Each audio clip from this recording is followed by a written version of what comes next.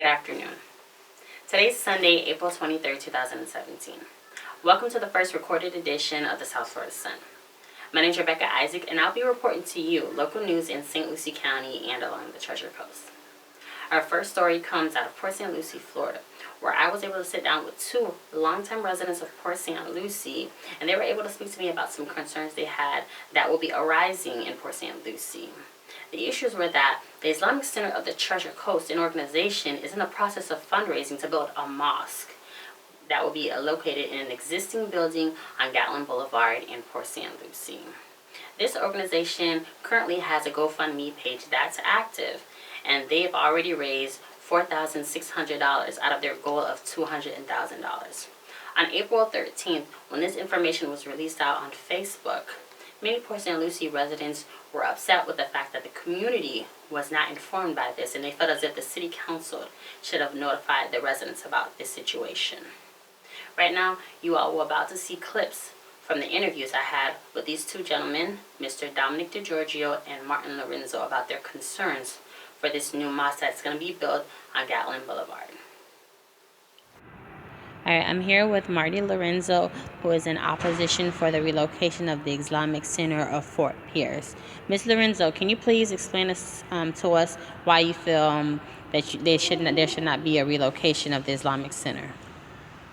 Yes, let me make clear at the start what the opposition is. I'm not against Islam. That's very important to start with. Islam and its followers claim to be a religion of peace, and we have to take them at their word. However, from the Islamic Center at Fort Pierce, unfortunately, there have been 4 individuals who have come out of that little mosque who have been involved in acts of terror.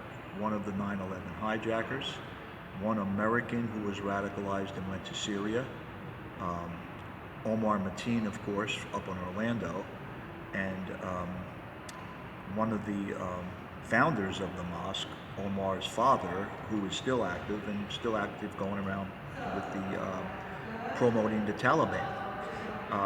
The issue is not Islam. The issue is radicalization that could be taking place in the mosque. Okay, is there any other thing that you would like for anybody who'd be viewing this to know? Yes, definitely. After the vandalism, which I strongly condemn, the fire that was attempted at the mosque, I tried to get some information from the imam there, and I noticed that all questions regarding the mosque are now being referred to an individual named Wilfredo Ruiz.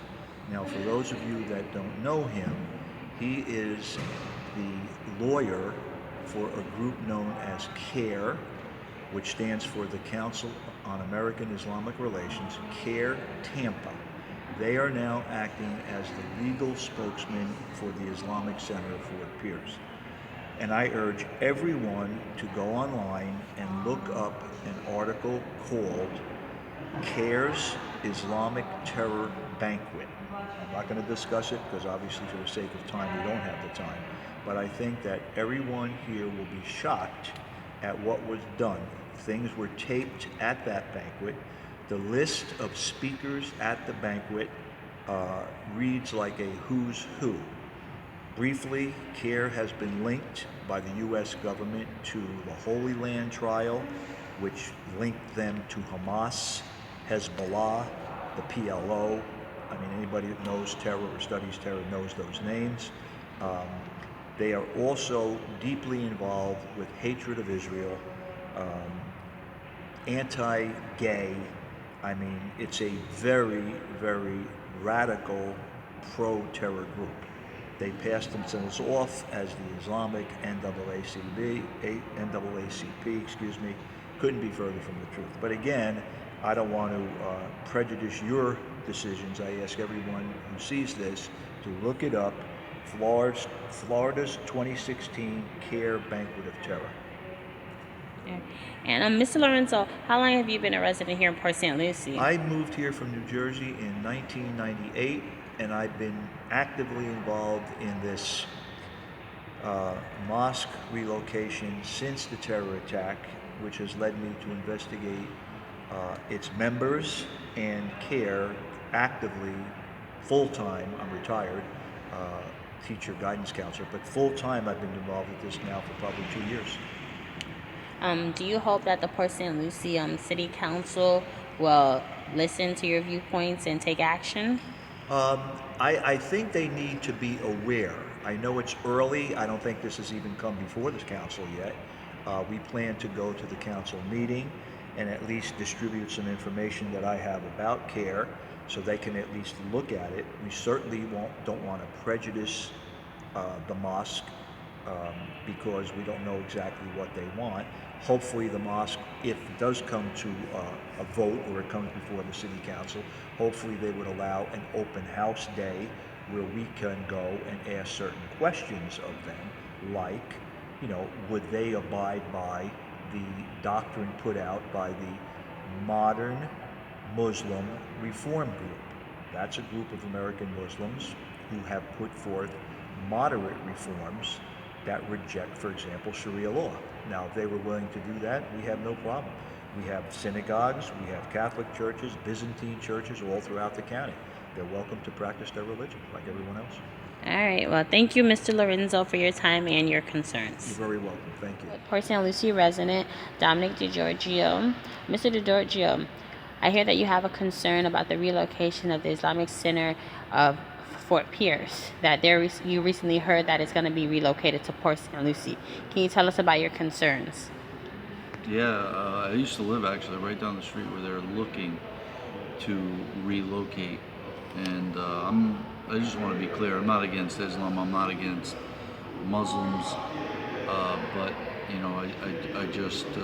I am pro Constitution, so I do believe that they have a right to buy that place, but not when it infringes and it puts people around the citizens in danger of potential Islamic terror. All right, so do you plan on bringing this to the attention of the Port St. Lucie City Council? Yeah, I do. I do. If it's not me speaking, it's going to be other people. But I do. We do need to be. Our voices need to be heard, and our concerns need to be heard, and it needs to be addressed by them. They need to respond, and just by asking simple questions on just basic things like human rights that everybody every citizen should want to hear and hear them agree to, and that's all I want. What is your main concern, your reason for wanting to know about this relocation, or why aren't you, if you're not for it, for the Islamic Center, or what is it that you want to know? There's a lot of things, but I would say if it's the one, it's pretty simple. It's Sharia law. Covers blankets a whole bunch of different things, and do they believe in that or not? I believe there's not 100% sure about the numbers, but 6 billion Muslims around the world, 25% of them believe that Sharia law should be the law of the land, and Sharia law is just it's just a barbaric practice, and moderate Muslims don't even believe that it came from the Quran. They believe that it's man-made, and there's just so many parts of Sharia law that you could look it up yourself. It does not mix with the Constitution, and some people use Islam, like those 25% of the Muslims around the world do use Islam as use it as a political system disguised as a religion. All right, what do you think will cause someone to have anger towards the Islamic Center of Fort Pierce? Now, we've known that they've tried to burn it down. Yeah. Someone has even gotten attacked there. Do you think you know why all that anger is coming towards that center? Yeah, there's 3 terrorists came from that place. 3 terrorists. One prayed there that was involved with the 9/11 hijackers, and stayed in Vero Beach, trained in Vero Beach to be a flight pilot. There was another one, suicide bomber in Syria, but it was 2013 or 2014, and then you had the Orlando shooter that prayed there. Now, whether he went there all the time or whatever the case may be, he was there, and that's more terrorists that came out of that mosque than any other mosque in the United States. So there's clearly something going on there that that it's not that Sharia law is not being condemned, that they're teaching and teaching people there things that are not peaceful, and it can't mix with our Constitution and with our culture. So do you think this will be an issue for the city of Port St. Lucie? Yeah, it should be an issue for every citizen in Port St. Lucie to be concerned about having this branch of this in particular mosque that was in Fort Pierce exist right here in our backyard. All right. Well, thank you, Mr. DeGiorgio, for your time. And before we leave, how long have you been a resident here at Port St. Lucie? I've been here since 1980, 88, 89. All right. So you really care about your city. Of course, yeah. All right. Thank you. Thanks. Those are our interviews with Mr. DeGiorgio and Mr. Lorenzo.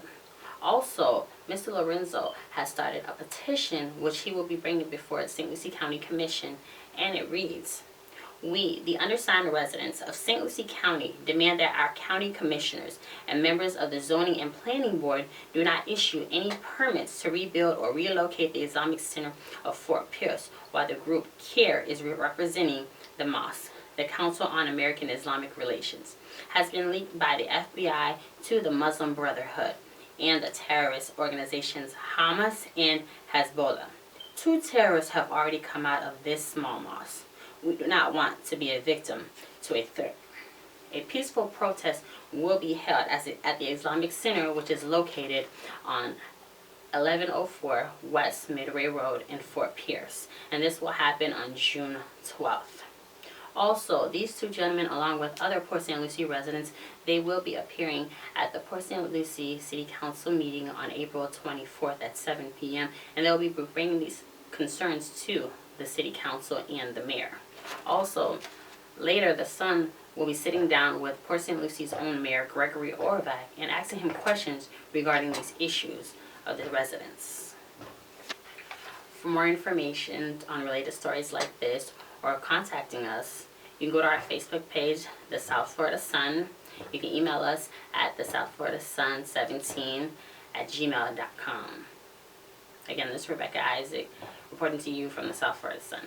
Have a great day.